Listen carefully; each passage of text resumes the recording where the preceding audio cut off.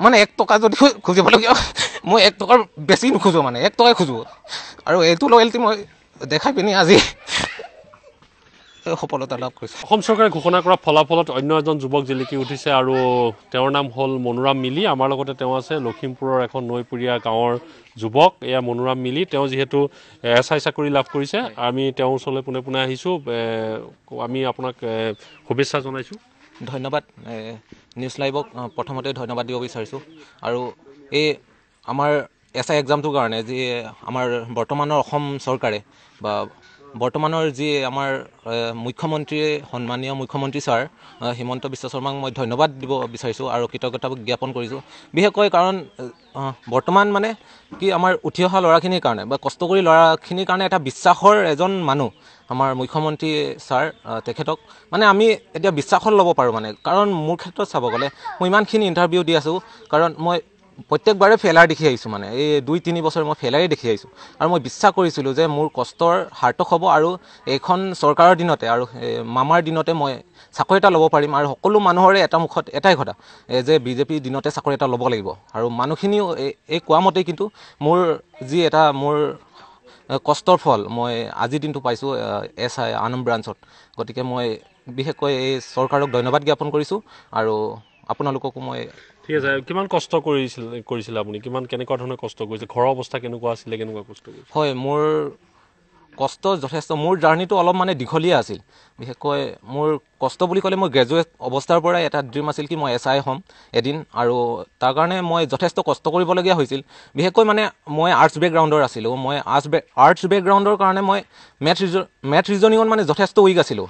মই ইয়াৰ কাৰণে গুৱাহাটীত কোচিং ল'বলগীয়া হৈছিল। মই গুৱাহাটীত গৈ ঘৰৰ পৰা পইচা দিব পাৰিছিলে কোচিং ল'বলৈ? হয়, মই মানে পৰিয়ালৰ মানে মোৰ বৰ্তা সহায় কৰিছিলোঁ। মোৰ বৰ্তাই চাকৰি কৰে। মোৰ ঘৰত কোনো চাকৰিয়াল নাই।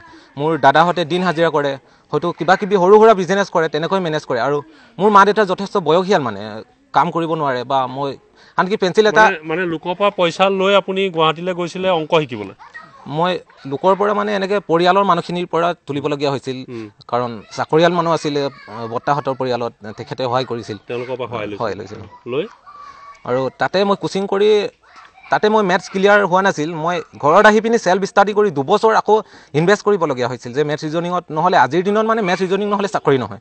মই তাৰ কাৰণে যথেষ্ট মানে চেল্ফ ষ্টাডি কৰি ইউটিউবৰ পৰা চাই আৰু যথেষ্ট কষ্ট হৈছিল আৰু মই দৌৰি পঢ়িবলগীয়া হৈছিল আৰু লগতে মই DLED কৰি পিনি এটা DLEDো কৰি আছিলোঁ। মই এবাৰ খতম হৈছে। মই বহুত চেলেঞ্জিং আছিল মানে DLED কৰি থকাৰ মাজতে দৌৰি এটা সংগ্ৰাম চলোৱাটো মোৰ কাৰণে যথেষ্ট মানে টান আছিল, মানে টাফ আছিল এইটো। আৰু আজি SI চাকৰি পাই যথেষ্ট সুখী আৰু কেনেকৈ ধৰণে সেৱা কৰিম বুলি ভাবিছোঁ? হয়, মই খুবেই হেপ্পী আৰু মেধাবৃত্তিত মই চাকৰি পাইছোঁ আৰু মোৰ কামত বা মোৰ ইন ফিউচাৰ ভৱিষ্যতে মোৰ কামত 1% মই দাগ নলগাবলৈ মোৰ 110% চেষ্টা কৰিম।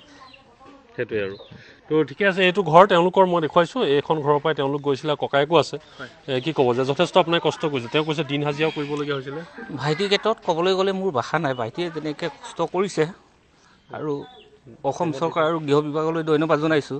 ভাইটিয়ে এনেকুৱা এটা মোৰ অভিজ্ঞ আছে, একেলগে যেতিয়া কোচিং কৰি থাকোঁতে আমাৰ পৰিয়ালৰ বৰ্তাই ধৰক আমাৰ পৰিয়ালৰ সকলোৱে তুলি মেলি ভাইটিয়ে কৈছে যে MA পঢ়িবলৈ কৈছিলে, MA পঢ়িবলৈ নগ'লে লং জাৰ্ণি হ'ব, তাৰ কাৰণে কোচিংটো কৰিবলৈ যাম।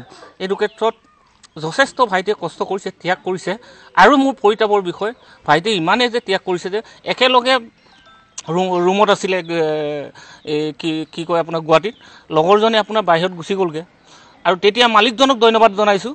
মালিকৰ ভাড়া আছিলে 4000। মালিকক ৰিকুৱেষ্ট কৰিলে মোৰ মা দেউতাৰ ইনকাম নাই, তেখেতৰ কাৰণে 2000 টকা ভাড়া লৈছিলে এইটো টাইমত। মোৰ মনত আছে ভাইটিয়ে দাঙি আপোনাৰ মালিগাঁও 1 নম্বৰ পাহাৰৰ ওপৰত আছিলে যেতিয়া কোচিং কৰি থাকোঁতে। মোৰ ভাইটিলৈ মনত পৰে। পাহাৰৰ ওপৰত থাকে? পাহাৰৰ ওপৰত একদম পূৰা কম দামী চিম্পুল ৰুমত আছিলে। হয়, আৰু এইকাৰণে মই ভাইটিক ধন্যবাদ জনাইছোঁ। ভাইটিও বহুত কষ্ট কৰিছে, তাক যথেষ্ট আজিও কৰিছোঁ। যথেষ্ট মোৰ ফালৰ পৰা আমাৰ পৰিয়ালৰ পৰা ভাইটি লেখীয়া এটা আমি ভাইটি এজনক পালোঁ। ভাইটি আপোনাৰ এনেকুৱা ইণ্টাৰভিউ এটা দিবলৈ যায় যিটো নিৰ্দিষ্ট ভাড়া বা আপোনাৰ হোটেল এখনত নাপায়, ফুটপাথ এখনত নাইবা নিজৰ মানুহ এটাক বিচাৰি ল'ব, কম খৰচত ভাইটিয়ে যথেষ্ট আপোনাৰ ত্যাগ কৰিছে, চলিছে। ক'ব লাগিব যে তেওঁ আচলতে কিবা এটা খাবলৈও তেওঁ কেতিয়াবা সংগ্ৰাম কৰিব লাগে। কেতিয়াবা ইণ্টাৰভিউ দিবলৈ যাওঁতে খোৱা পইচাকেইটাও নাথাকে।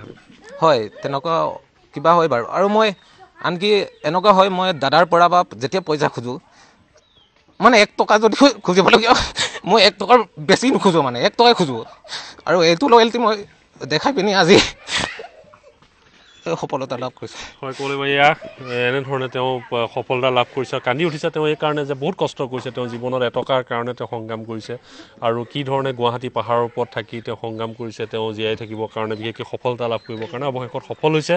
সফলতাৰ এক কাহিনী যে এখন গাঁৱৰ ভিতৰৰ গাঁৱৰ পৰা গৈ কেনেধৰণে তেওঁ সফল হ'ব পাৰে তাৰে এক নিদৰ্শন দাঙি ধৰিছে। আৰু লখিমপুৰৰ আমি এই এখন ভিতৰুৱা গাঁও কেনেধৰণে তেওঁলোকে গৈছিলে, এখন কি গাঁও কয় নাম? ঘাগৰ কলাখোৱা বুলি ক'লে আচলতে নদীপৰীয়া এখন গাঁও। গতিকে তাৰ পৰা গৈ কি ধৰণে তেওঁ সফলতা লাভ কৰিছে তাৰ এক আমি আপোনালোকক দেখুৱালোঁ পোনে পোনে।